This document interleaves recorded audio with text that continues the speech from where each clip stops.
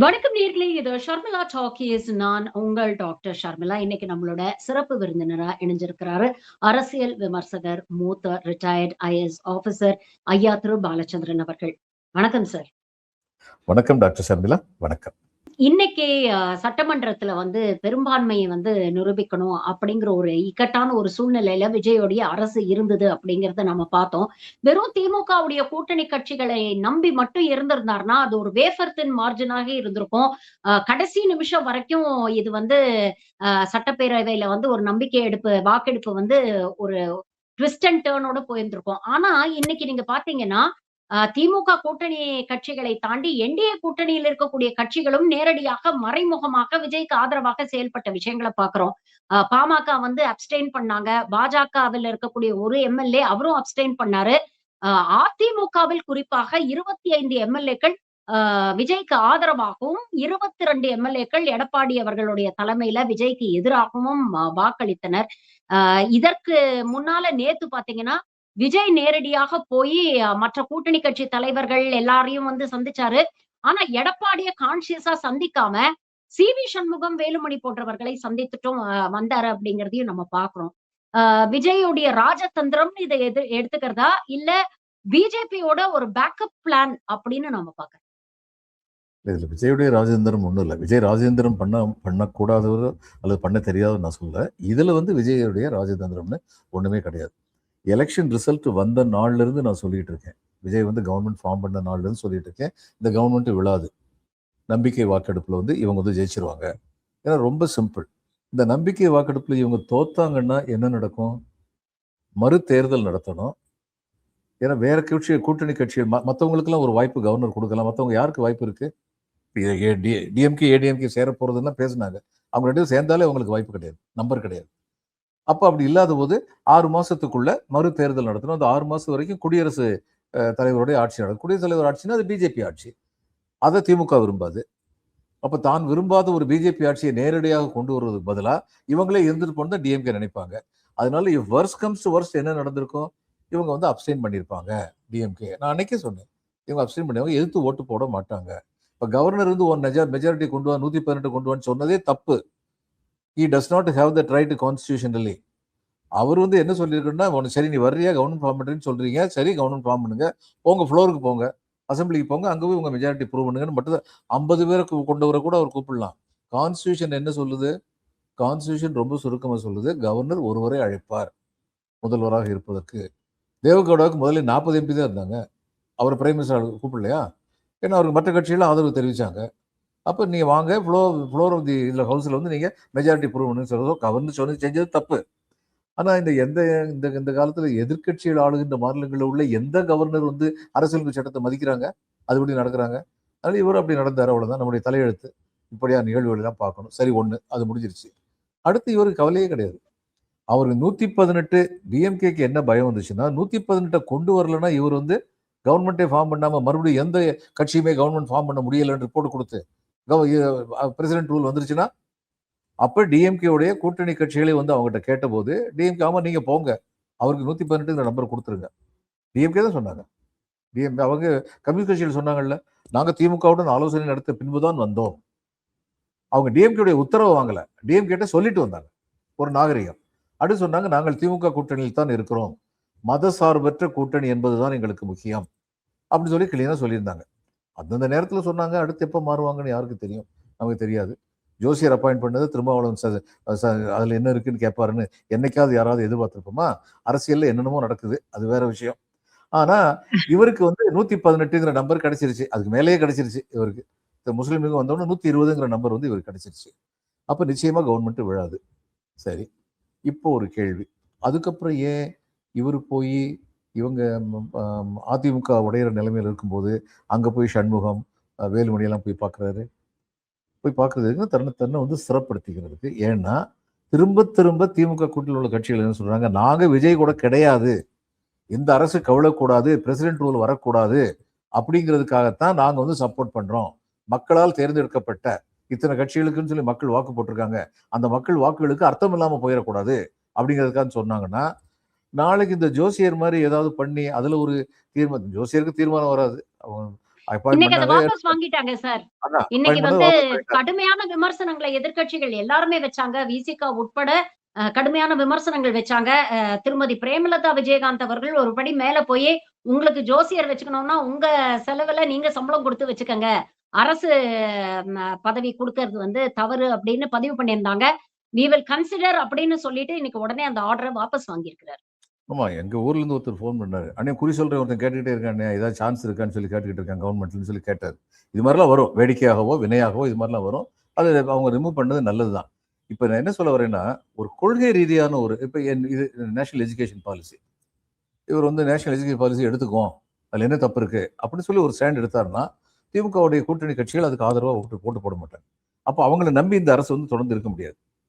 அப்போ அதிமுக உடையறதுக்கு ரெடியா இருக்கு. உடைச்சிட்டு வர்றாங்க. ஆதரவு எடுத்துக்கலாம். அப்ப இவங்களுக்கும் ஒரு இதா இருக்கும். நம்மள மட்டும் நம்பி இவர் இல்ல. அப்படின்னு சொல்லி இவங்களுக்கும் ஒரு எச்சரிக்கை உணர்வு குடுக்கும். இதெல்லாம் வந்து அவருடைய கால்குலேஷன்.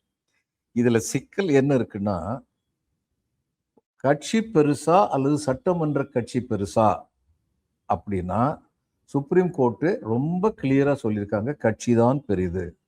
இப்ப சட்டமன்றத்துல வந்து ஒருத்தர் வந்து திமுகவுடைய அ சட்டமன்ற தலைவராக இருப்பார். இவர் சட்டமன்ற துணைத் தலைவர் இருப்பார்ன்னு சொல்ற அதிகாரம் யாருக்கு இருக்கு? திராவிட முன்னேற்றக் கழகத்துடைய தலைவர் ஸ்டாலின் அவர்களுக்கு தான் அந்த கட்சியுடைய பைலாஸ் படி.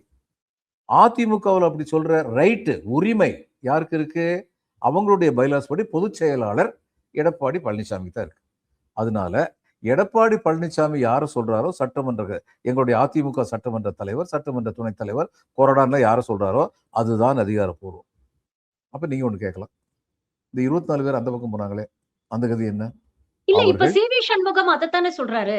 நாங்க பெரும்பான்மையா நாங்க தான் இருக்கோம். அப்ப நாங்கலாம் கூடி முடிவு பண்ணி, நான் தான் கொறடா அப்படின்னு நாங்க வந்து சபாநாயகர் கிட்ட சொல்லியிருக்கோம் அப்படின்னு. இப்போ இது சபாநாயகர் என்ன முடிவு எடுப்பாரு? எந்த கொறடாவ வந்து அவர் அக்செப்ட் பண்ணிப்பாரு? அப்படிங்கிற ஒரு நிலைமைக்கு ச வந்திருக்கே. இந்த சட்ட சிக்கல எப்படி பாக்குறீங்க? இல்ல, இல்ல. நான் சட்டத்த பத்தி பேசுறேன். சபாநாயகர் வந்து சண்முகம் சொல்றத கண்டுக்கிடவே கூடாது. ம். அவர்களுடைய கட்சி தலைமை, அந்த கட்சி தலைமைங்கிறது வந்து பொதுச் செயலாளர். பொதுச் செயலாளருக்கு கட்சி அந்த அதிகாரத்த குடுத்திருக்கு. அந்த பொதுச் செயலாளர் யாரு சொல்றாரோ, அவங்க தான் இங்க வந்து அதிமுக சட்டமன்ற கட்சி தலைவராகவும், உபதலைவர் துணைத் தலைவராகவும், கொறடாவும் இருக்க முடியும்.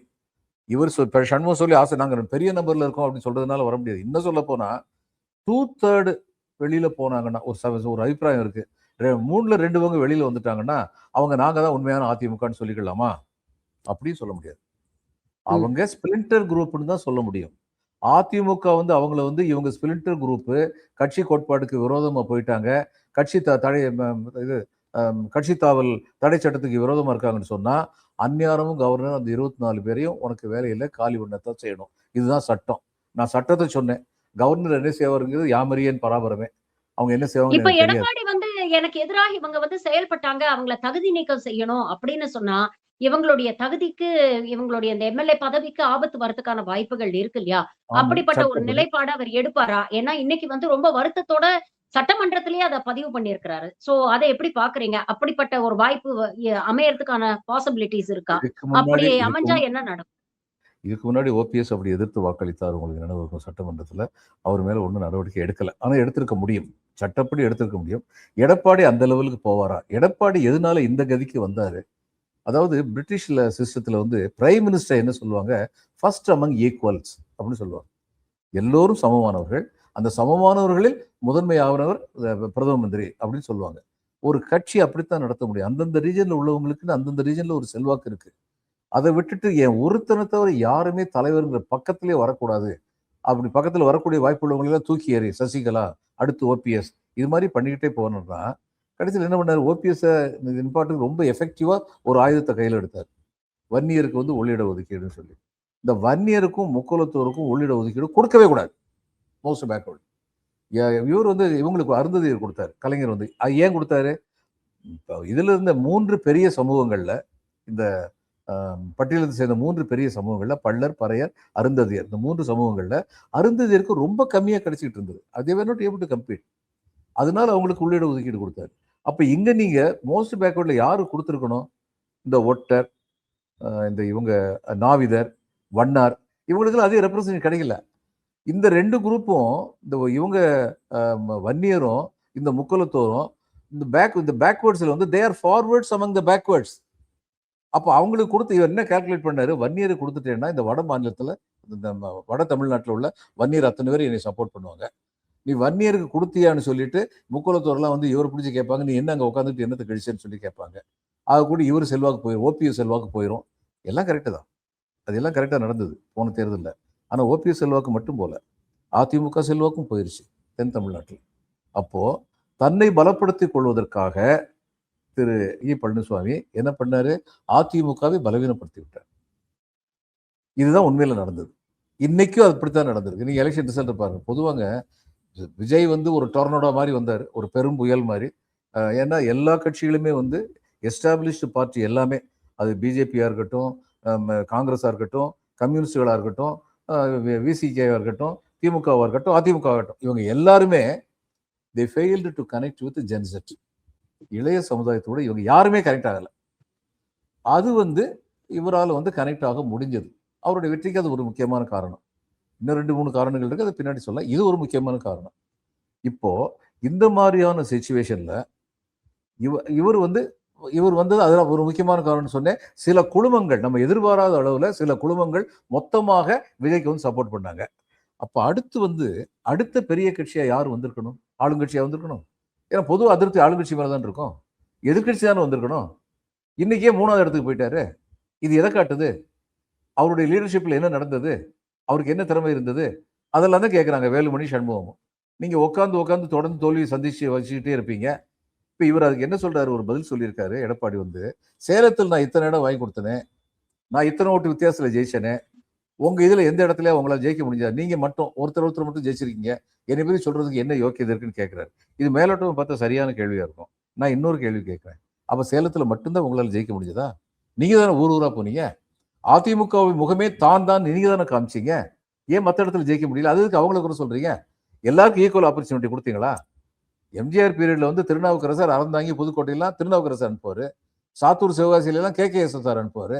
ஒவ்வொரு இடத்துக்கும் ஒவ்வொரு இவங்களை வச்சிருந்தாரு, லோக்கல் லீடர்ஸை. நீங்க அப்படி வச்சிருந்தீங்களா? அதனால இந்த தோல்விக்கு, அதிமுகவுடைய இந்த தோல்விக்கு முழு காரணமும் வந்து பெருங்காரணம், முழு காரணம் சொல்ல வேண்டாம், பெருங்காரணம் திரு இபிஎஸ் அவர்கள் தான். இப்போ இது பிஜேபியுடைய கேம் பிளான். அடுத்த சாப்டருக்கு போவோம். ஏன் கேம் பிளான்? அவங்களுக்கு இபிஎஸ் வந்து அவங்க அதிமுக ஒழிக்கணும். அதுக்கு முன்னாடி இபிஎஸ் அந்த தலைமை பதவியிலிருந்து நீக்கணும்.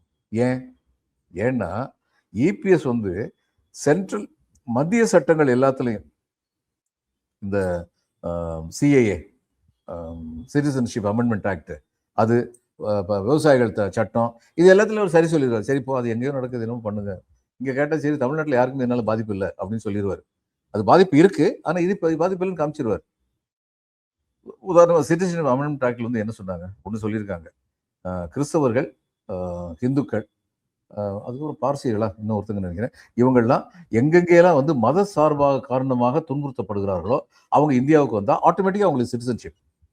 இதுல நான் கேட்கிறேன், தமிழர்களும் மத சார்பாகத்தான் இலங்கையில், இன சார்பாக மட்டுமல்ல மத சார்பாகவும் தான் இலங்கையில் துன்புறுத்தப்படுகிறார்கள். அவங்களுக்கு அந்த சிட்டிசன்ஷிப் கொடுக்கல.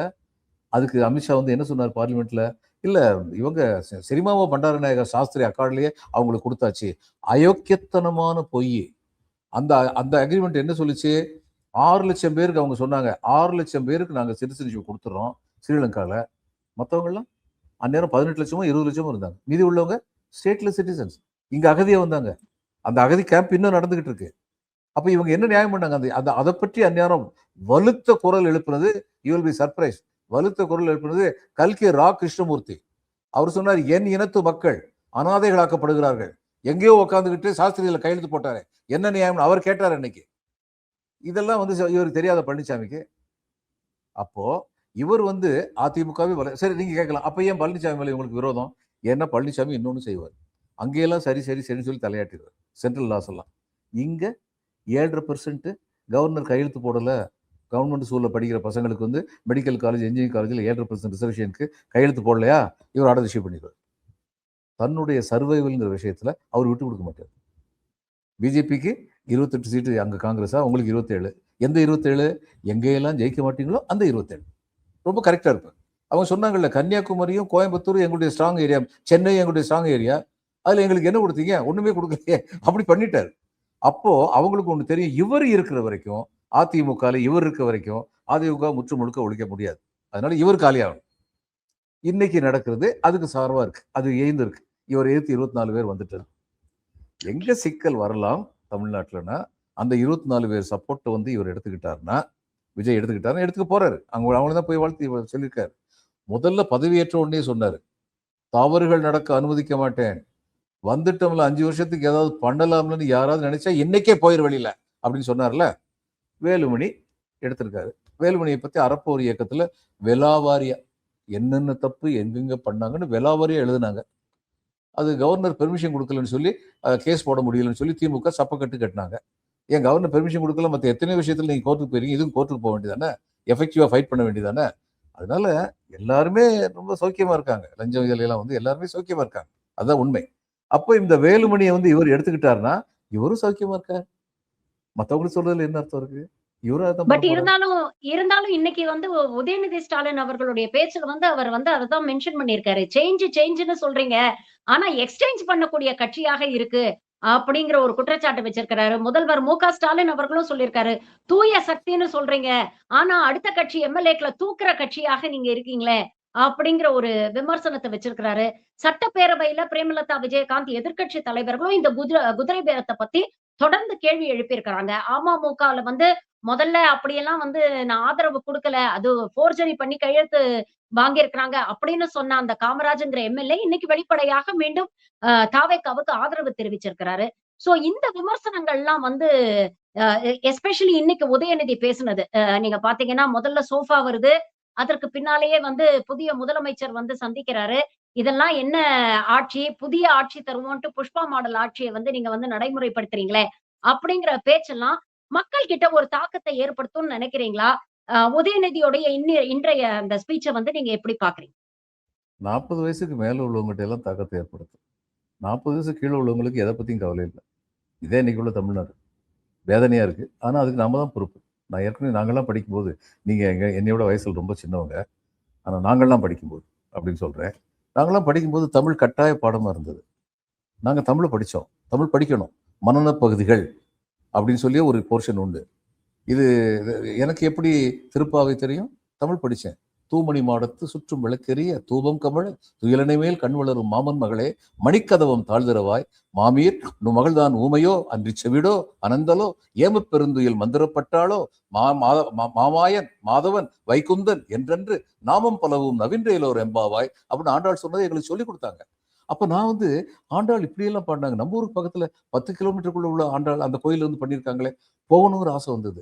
நாயன்மாரை பத்தி படிச்சோம், ஆழ்வாரை பத்தி படிச்சோம், பல்லவர்களை பத்தி, சோழர்களை பத்தி, யாதும் ஊரே யாவரும் கேளீர் இப்படியெல்லாம் நம்மால் சொல்லியிருக்காங்களா? நம்ம எப்படிப்பட்ட மகோன்னதமான ஒரு கலாச்சாரத்துக்கு சொந்தக்காரங்களா இருக்கோம் அப்படிங்கிற பெருமித உணர்வு எங்களுக்கு இருந்தது.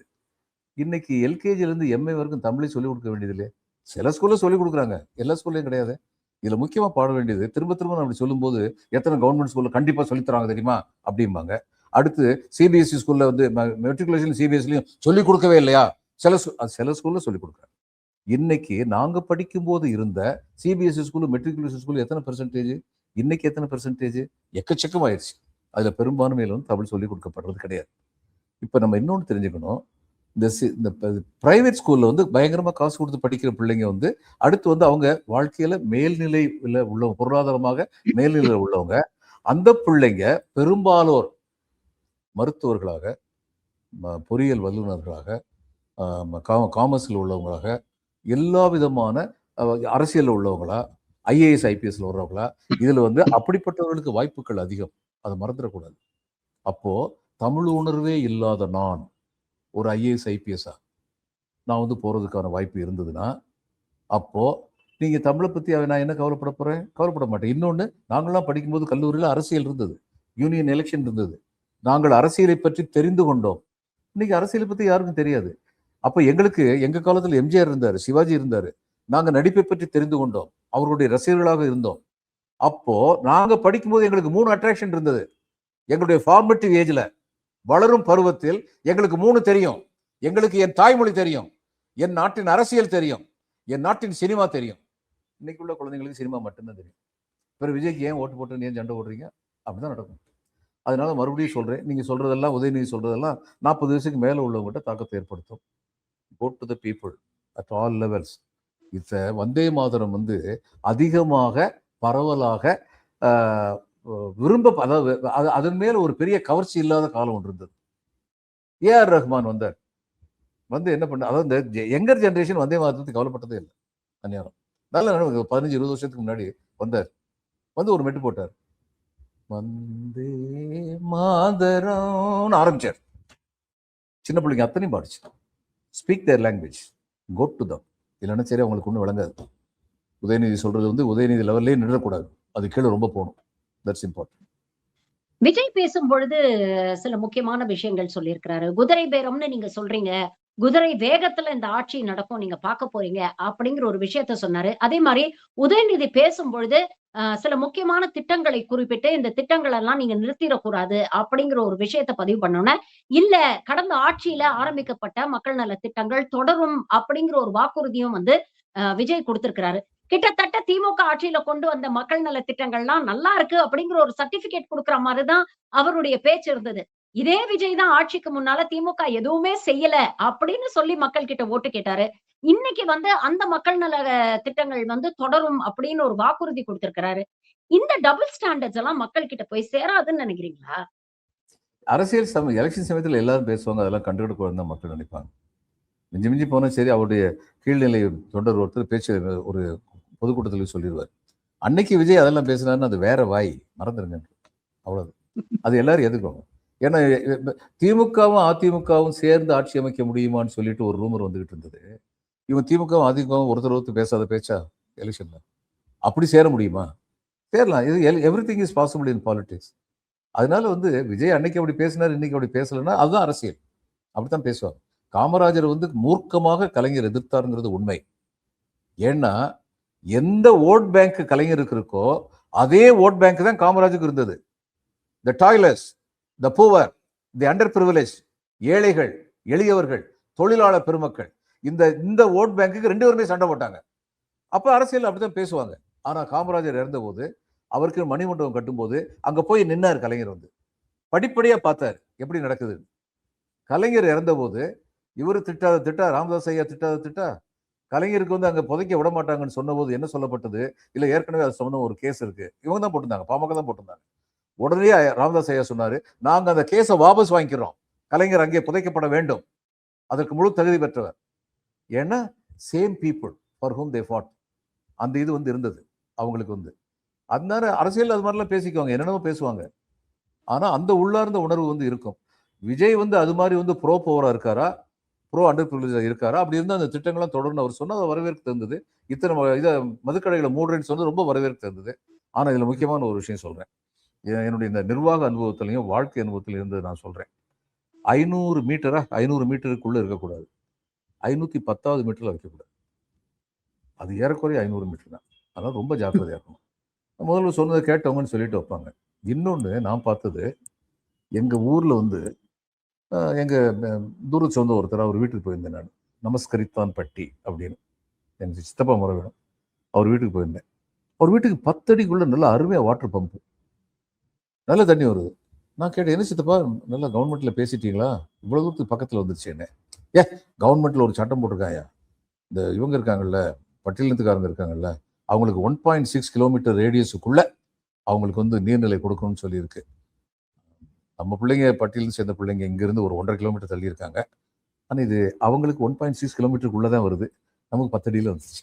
இது எப்படி இருக்கும்? இதுதான். இதுல எல்லாம் ரொம்ப ஜாக்கிரதையாக இருக்கும்.